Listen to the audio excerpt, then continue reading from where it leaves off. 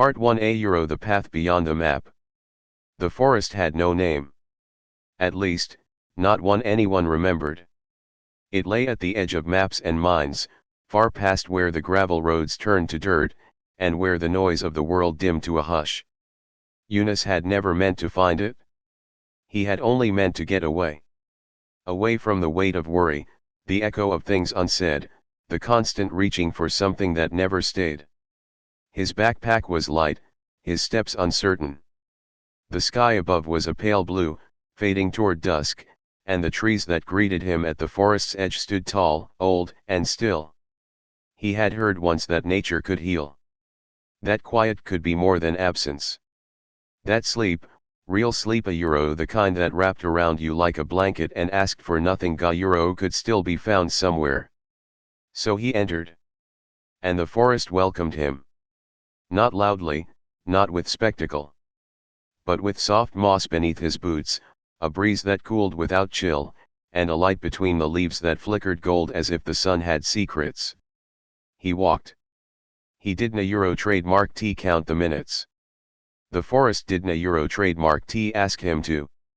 It led without leading, a gentle curve in the path here, a fallen log like a gate there. Birds called in the distance a Euro not to warn, but to accompany. Leaves whispered stories he didn't Euro trademark T yet know the language for. Eventually, Yunus came to a small clearing. In its center stood a tree, wider than any he Euro trademark D seen, its roots like waves frozen in the earth. Beneath it, a bench. Smooth, worn from time, waiting. He sat. And for the first time in months, maybe longer, he let out a breath he didn't Euro trademark T know he Euro trademark D been holding. The sky above turned slowly from blue to lavender. The hush of twilight deepened. The forest was not empty a Euro, it was full, in the way a lullaby is full. With quiet, with presence, with gentle knowing. And as Yunus leaned back against the old tree a Euro trademark S bark, his eyelids grew heavy. The forest said nothing. But it whispered peace. Part 2a Euro The Old Man and the Silence. When Yunus awoke, the stars were already blooming in the sky like tiny lanterns. He didn't Euro trademark T remember falling asleep. There had been no tossing, no searching for comfort a Euro, only stillness, and then dreams of rivers that remembered his name. Beside him now sat an old man. Not closey a Euro, just near enough to be noticed. He wore a dark cloak and held a wooden staff, twisted and knotted like it had grown from the forest itself. His eyes were not unkind. Yunus sat up slowly. A Euro I didn't Euro trademark T here you come a Euro. The old man smiled without showing teeth. A Euro if you do a Euro. They sat in quiet for a time. The kind of quiet that feels full. Then the old man spoke again. A Euro you a Euro trademark VE come a long way to find something you a Euro trademark re not sure you lost a Euro. Yunus didn't a Euro trademark T answer, because the words felt true, and truth doesn't a Euro trademark T always need agreement. A Euro or Ethies forest a Euro the old man continued, a Euro he does not give answers a Euro he leaned on his staff. A Euro but it offers rest. And sometimes, that a Euro trademark S enough a Euro. He pointed beyond the clearing, toward a narrow path Yunus hadn't a Euro trademark T seen before. A Euro walk a while. Not to get somewhere. Just to be somewhere a Euro. And then, as quietly as he had come, the old man stood and stepped into the trees. Yunus followed the direction of his hand. The new path curved gently, its soil soft beneath his feet. The moonlight painted silver lines across the leaves. Somewhere ahead, an owl called once, then fell silent.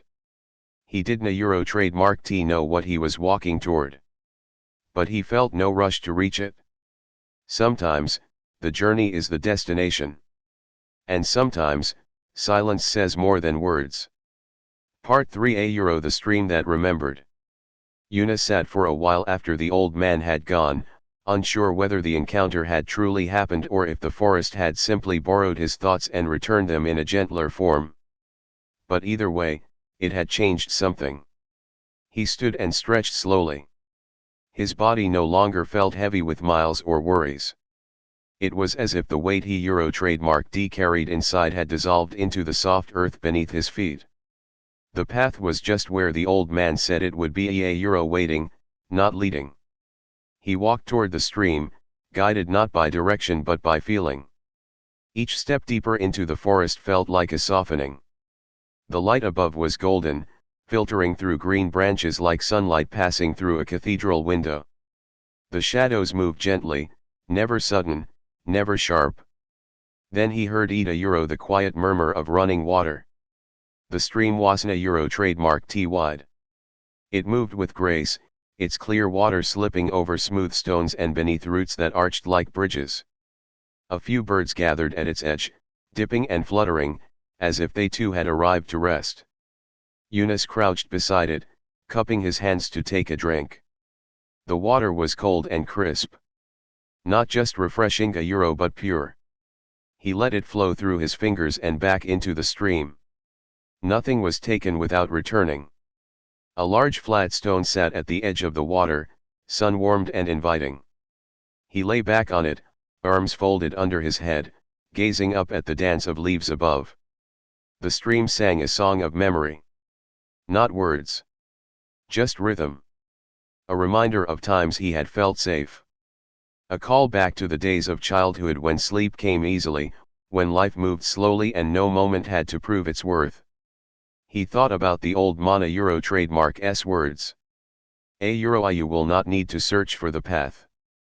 It will meet you, a Euro. And wasn't a Euro trademark T that true of so many things? Rest. Peace. Healing. They didn't a Euro trademark T respond to force. They waited patiently, in quiet places, for us to slow down enough to notice them. Yunus breathed in slowly. He didn't a Euro trademark T need to do anything here. Not understand. Not explain. Just be. And for the first time in many seasons, he felt no need to leave. Not yet. Part 4, a Euro, the memory in the trees. Time slowed.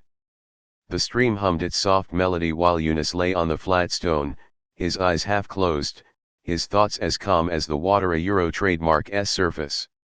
The worries he had once held close no longer had edges. They had softened, like rocks worn down by the Rivera Euro trademark S patience. A breeze stirred through the forest, carrying with it a faint scent, a Euro earthy and warm, like dried leaves in autumn, and something faintly sweet, like blooming chamomile. It reminded him of his childhood, of nights when his mother would brew tea and tell him stories just before bed. Not grand stories, but simple ones, a Euro of kindness, of trust, of how even the smallest stars had a purpose in the sky. A leaf drifted down from above, twirling slowly as it fell, and landed gently on his chest. Yunus didn't a Euro trademark T move it. It felt like a quiet blessing. After a while, he sat up and looked across the stream. The forest there seemed denser, yet not darker, a Euro, just deeper, older. The trees stood like silent elders, tall and unmoving, their trunks wide with time. Yunus crossed the stream carefully, stepping from stone to stone. On the other side, the air felt slightly cooler, and the light took on a silvery tone. He touched one of the great trees with his palm. It was warm. Not warm like sun-warmed stony a Euro, but alive.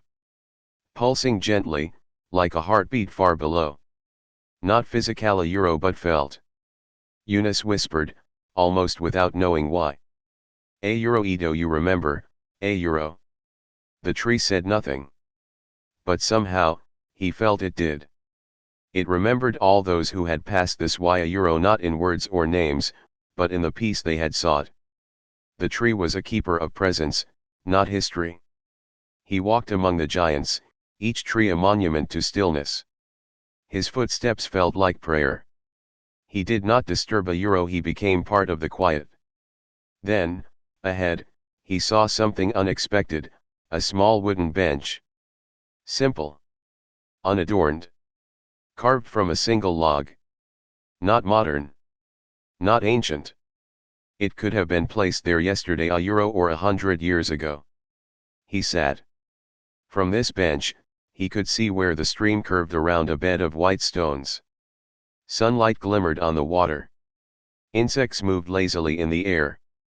Time folded in on itself, and Yunus felt completely held. No voice called to him. No vision appeared. But inside, something whispered. A euro, you are allowed to rest. You are allowed to just be a euro. Part 5. A euro. The lantern in the clearing. Yunus remained on the bench long after the shadows began to stretch and the golden light of day slipped into evening. A euro trademark S cool blue. It wasn't a euro trademark T, the kind of light that rushed to leave a euro. It lingered, as if waiting for everyone to say their goodbyes to the day. The whispering of the forest softened, and the stream quieted as if in gentle meditation.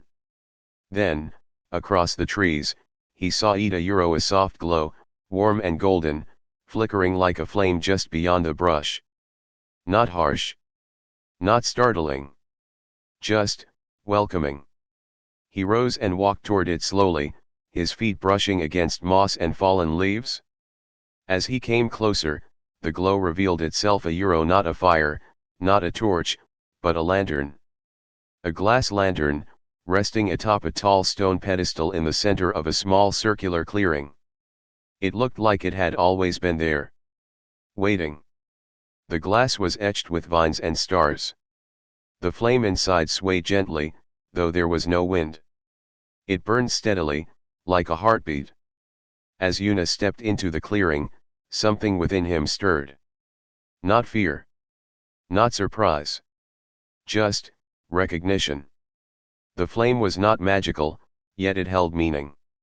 It felt like the stories his grandmother once told a euro, that in quiet places, far from cities and noise, there were lanterns of peace.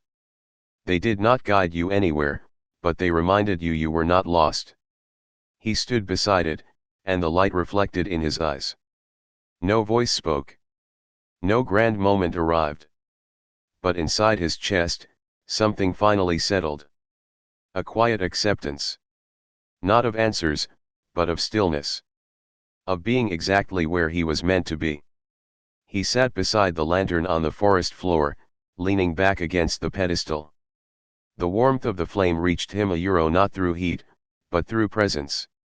Above him, stars blinked into the sky one by one.